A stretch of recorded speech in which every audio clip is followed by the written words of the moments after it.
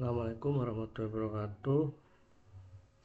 Perkenalkan, nama saya Arki Ahmad Yasin dengan NIM 330202100052. Di sini saya akan menjelaskan terkait dengan kasus Rempang dan menganalisisnya dengan Undang-Undang Penanaman Modal.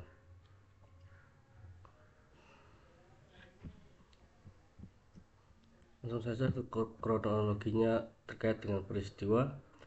Pada tanggal 26 Agustus 2024, perwakilan dari PT Makmur Elok Graha, yaitu Tommy Winata dan pemerintahan Kota Batam melakukan perjanjian pengembangan dan pengelolaan Pulau Rempang, Pulau Sokotok, dan Pulau Galang. Adapun luas wilayah yang akan digunakan pada proyek tersebut di Pulau Rempang seluas 17 hektar. Proyek tersebut dikenal sebagai kawasan wisata terpadu eksklusif. Namun proyek ini diduga terdapat korupsi sehingga pengerjaannya menjadi terhambat.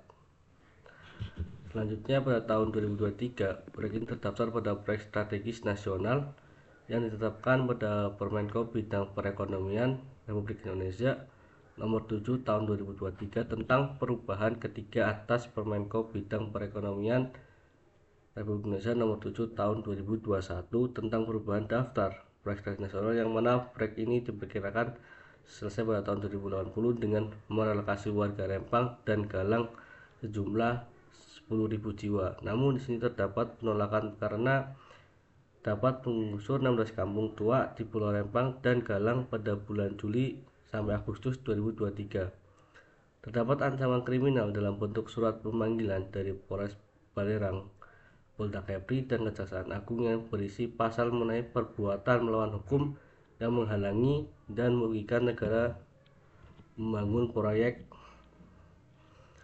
tersebut kepada warga Pulau Rempang. Kemudian pada tanggal 13 Agustus 2023 terjadi penjemputan paksa yang dilakukan polisi terhadap ketua kerabat masyarakat adat tempatan Rempang. Namun penangkapan itu tanpa ada surat penangkapan yang jelas dan dapat dilakukan oleh warga pada tanggal 21 Agustus 2023. Warga membuat pos jaga untuk menghadapi intimidasi dan ancaman yang dialami oleh warga pada 5 September 2023. Terjadi sumbangan kepada tokoh masyarakat dan tokoh agama Rempang secara langsung oleh Kapolresta Batam dan Dandim Batam. Di waktu itu juga masyarakat mendapat info bahwa akan ada pemasangan patok tata batas dan cipta kondisi di Rempang pada 7-10 September 2023 dan 6 September 2023. Masyarakat menutup seluruh akses masuk ke Pulau Rempang dengan sebuah aksi. Pada peristiwa tanggal 7 September 2023 terdapat perlawanan dari warga Rempang terhadap aparat karena tidak berhasil negosiasi, dan disitulah aparat mulai memaksa untuk masuk ke kampung. Saat itu juga warga mulai melemparkan gelas, plastik, botol, dan batu. Kemudian aparat menyiramkan water cannon dan menembakkan gas air mata. Penembakan gas air mata yang dilakukan oleh aparat ini masuk ke lingkungan sekolah, tepatnya di SMP Negeri 22 Galang dan SD Negeri 24 Galang. Korban dalam peristiwa ini terjadi 11 murid dan 1 guru SMP Negeri 22 Galang yang dibawa ke RSUD Embun Fatimah, serta korban lainnya dibawa ke RS Marinir. Dalam peristiwa ini, aparat gabungan menangkap 8 orang yang dinyatakan melawan petugas saat bentrokan dan disangkakan pada pasal 212, 213, 214 KUHP dan pasal 2 ayat 1 Undang-Undang Darurat Nomor 12 Tahun 1991.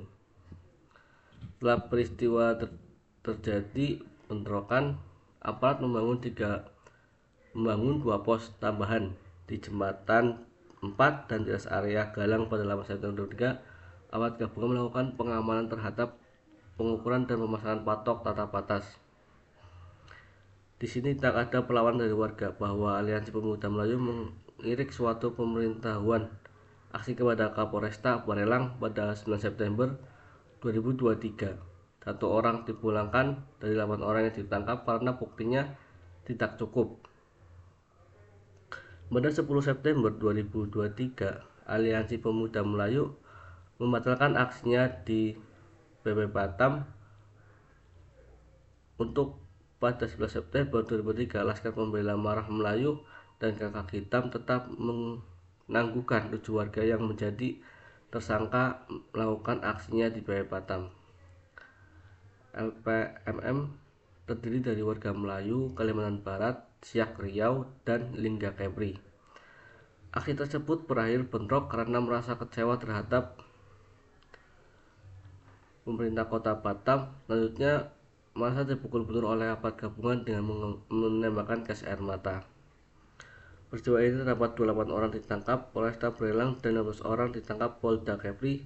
Dari kronologi tersebut bisa dilihat bahwa yang menjadi adanya konflik di Pulau Rempang ini adalah sebuah kewenangan pemerintah melakukan perintah di tak adanya keterbukaan antara pemerintah dan masyarakat, menjadikan kesalahpahaman kedua pihak yang terlibat. Pada pasalnya pemukiman yang digunakan untuk proyek Eco City ini terdapat tempat-tempat yang bersejarah dan harus dilestarikan, maka pengosongan tempat tersebut pun harus dengan persetujuan penduduk setempat juga. Analisis terhadap penanaman model kasus Rempang Eco City. Yang pertama, analisis kasus Rempang Eco City berdasarkan Undang-Undang Penanaman Modal. Undang-Undang Penanaman Modal UU Nomor 25 Tahun 2007 menjadi landasan hukum utama untuk kegiatan penanaman modal di Indonesia, termasuk proyek Rempang Eco City. Berikut analisis yang kasus ini berdasarkan beberapa aspek penting dalam UU Penanaman Modal. Yang pertama, hak atas tanah dan hak masyarakat adat. Dalam pasal 22 UU Penanaman Modal, investor wajib menghormati hak atas tanah dan hak masyarakat adat di lokasi proyek. Dalam kasus Rempang Eco City, masyarakat adat Pulau Rempang merasa hak mereka atas tanah, adat, dan sumber penghidupannya terancam oleh proyek ini. Jadi diperlukan mekanisme yang jelas dan transparan untuk memastikan pengakuan dan perlindungan hak atas tanah dan hak masyarakat adat dalam proses penanaman modal. Yang kedua, tentang partisipasi masyarakat. Pasal 13 UU Penanaman Modal, masyarakat berhak dilibatkan dalam proses pengambilan keputusan terkait proyek penanaman modal.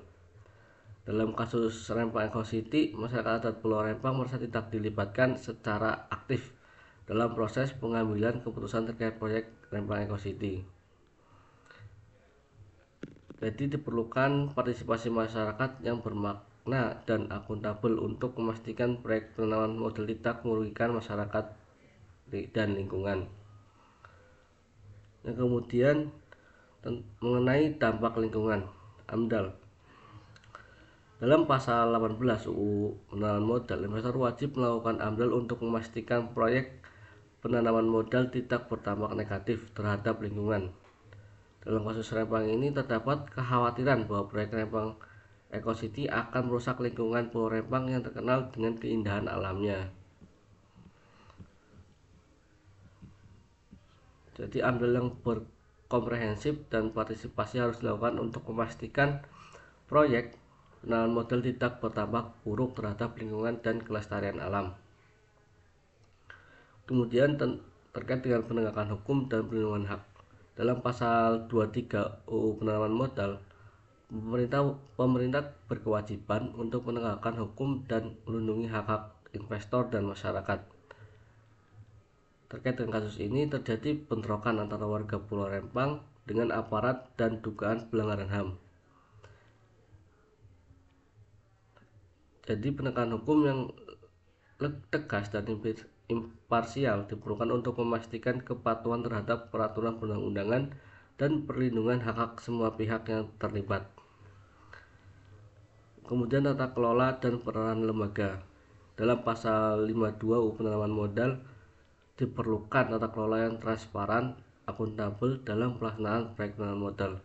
Dalam kasus Rempang ini terdapat kekhawatiran tentang kurangnya transparansi dan akuntabilitas dalam proses pengambilan keputusan terkait proyek Rempang Eco City ini.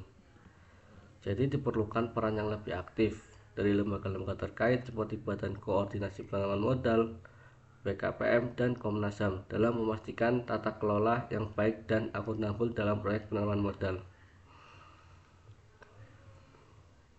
Oke, sekian dari saya. Ini dapat disimpulkan terkait dengan kasus Rembang ini, bahwa kasus Rembang ini menunjukkan beberapa kelemahan dalam pelaksanaan UU penanaman modal di Indonesia. Jadi diperlukannya upaya serius dalam pemerintah untuk memperkuat mekanisme perlindungan hak masyarakat adat, memastikan partisipasi masyarakat yang bermakna, dan meningkatkan transparansi dan serta akuntabilitas dalam proses penanaman modal. Cukup sekian dari saya, kurang lebihnya mohon maaf. Wassalamualaikum warahmatullahi wabarakatuh.